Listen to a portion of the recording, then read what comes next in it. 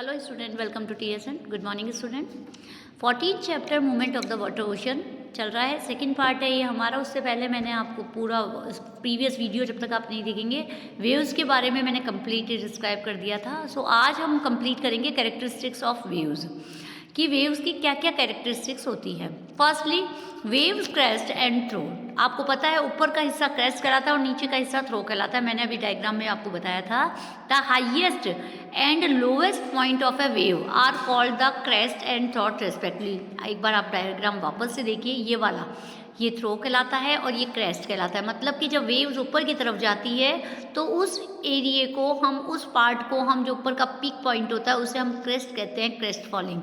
और जब ये नीचे की तरफ उतरती है और उसका नीचे का लोएस्ट पॉइंट होता है उसे हम ट्रफ राइजिंग कहते हैं। सो वेव्स की ये फर्स्ट कैरेक्टरिस्टिक्स है। Second, wave height. It is the vertical distance from the bottom of a throw to the top of a crest of a wave. जैसे एक वेव्स है, ये एक डायग्रामेटिक है, इसमें आपको हाइट का पता चल रहा है। जो टॉप है और ये बॉटम से लेके टॉप तक की है, जो वर्टिकल मूवमेंट होता है, ये हमारी वेव्स की हाइट कहलाती है। Wave amplitude, it is 1/2 of the weight height. जो आधी वेव्स होती है, कई बार आधी वेव्स ब्रेक हो जाती है तो ये एम्पलीट्यूड कहलाती है। Waves period, it is merely the time interval between two successive waves crest on trough as they pass as a fix point. यहाँ डायग्राम में आप देखेंगे कि एक फिक्स पॉइंट तक पहुँचने के लिए ये वेव्स का जो टाइम पीरियड है, ये वाला टाइम और ये वाला टाइम, इन दोनों के बीच का जो डिफरेंस है ये वेव टाइम कहलाता है।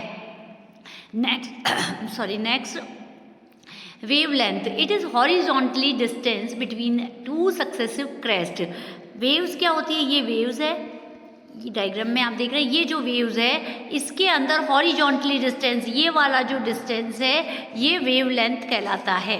So waves speed is it is the rate at which the wave moves through the water and as a measure is knots. जब वेव की स्पीड कब हम देख सकते हैं, जब वो कितनी तेजी से नॉट्स तक पहुंचती है। Wave frequency, it is the number of waves passing A given point during a 1 second time period interval. कि एक टाइम पीरियड के अंतर्गत वो कितनी वेव्स पास करती है, वहाँ तक आती है, ये सारा वेव्स की फ्रीक्वेंसी पर डिफरेंस करता है। सो ये कैरेक्टरिस्टिक्स थे। अब आता है नेक्स्ट टाइड्स।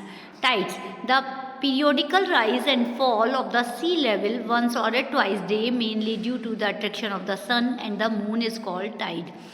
सूरज और चंद्रमा की अट्रैक्शन के कारण जो राइज एंड फॉल होता है सी लेवल पे, उसे हम टाइड कहते हैं।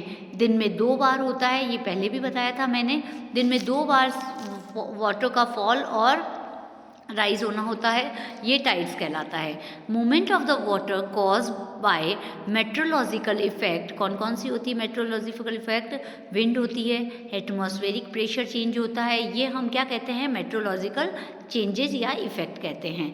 Are called surge are not regular like tides. ये क्या कहलाता है, ओनली सर्ज कहलाता है, ये रेगुलर टाइड्स नहीं कहलाते हैं। The study of the tides is very regular like the study of the tides is very complex, spatial, temporal, as it has great variation in frequency, magnitude and height.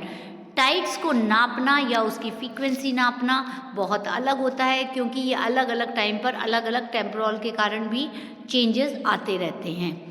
The moon's gravitational pull to a great extent and to a lesser extent the sun's gravitational pull. जो gravitational pull जो शक्ति होती है moon की, वो ज़्यादा होती है वनिस्पत सन की gravitational pull से।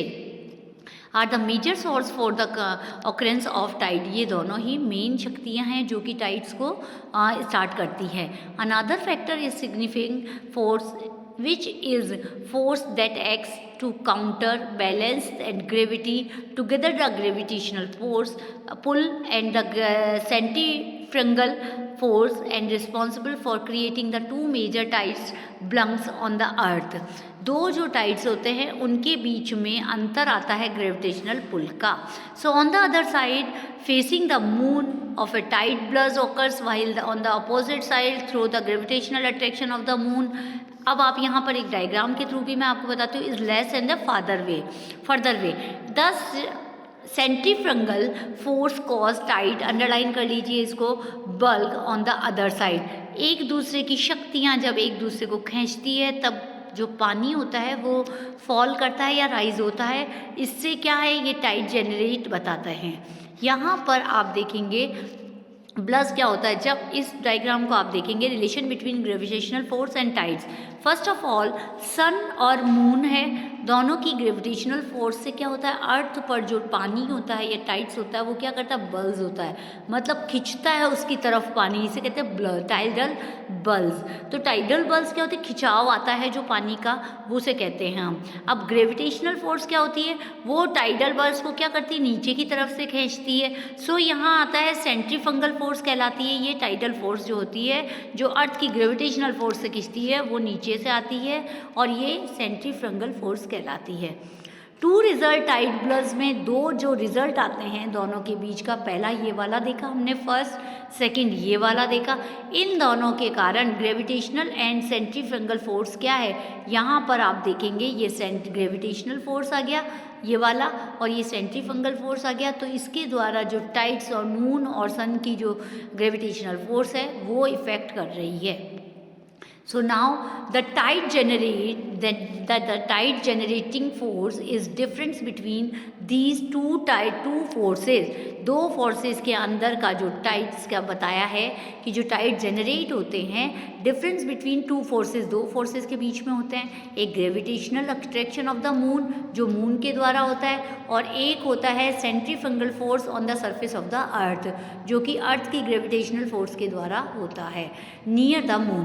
पुल और the attraction force of the moon is greater than the centrifugal force, and so there is a net force causing a bulge towards the moon। ये ज़्यादा होती है कौन सी, gravitational force about the moon.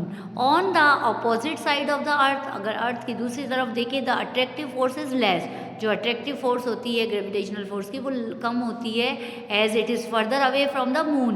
The centrifugal force is dominant, hence there is net force away from the moon। So it create the second bulge, ये दूसरा bulge जो होता है फ्रॉम द मून के द्वारा होता है on the surface of the earth, जो सरफेस ऑफ द अर्थ के अंदर होता है। The horizontal tide generating force are more important than the vertical force. Underline कर लीजिए, इन दोनों की फोर्सेस के कारण जो हॉरिजॉन्टल टाइड्स होता है वो क्या होता है, बहुत ज़्यादा इम्पॉर्टेंट हो जाते हैं देन वर्टिकल फोर्स के कारण, ठीक है। The tidal balls on the wide continental shelves have greater height when the tide bulls, the shape of bays, estuaries along a coastline can also magnify the intensity of tide। कुछ चीज़ें होती हैं इन दोनों forces के अलावा, shape जो estuaries होती है, सी शोर के पास कोस्ट लाइन होती है, ये सारी भी टाइड्स को इंटेंसिव देती हैं, इनके कारण मेन होता है। Funnel shaped bays greatly change tidal magnitude, जो फनल शेप्ड होती है, जो फनल की तरह होती है जैसे इस टाइप की, ये शेप्ड बाइज होती है, ये क्या करती है टाइड्स में बहुत चेंज कर देती है उनके मैग्नीट्यूड को। When the tide is changed between island और the bay estuaries they call tidal countercurrent. जब एस्चुरीज बन जाती है, एस्चुरीज के पास और आइलैंड के द्वारा, आइलैंड के पास जो टाइड्स उठते हैं और वो किसके द्वारा उठते हैं, टाइडल करंट्स के द्वारा। सो स्टूडेंट यहाँ पर हमने टाइडल्स पढ़ा, अब टाइप्स पढ़ने हैं, वो टाइप्स कौन कौन से होंगे ये मैं नेक्स्ट वीडियो में बताऊंगी। Thank you, till then.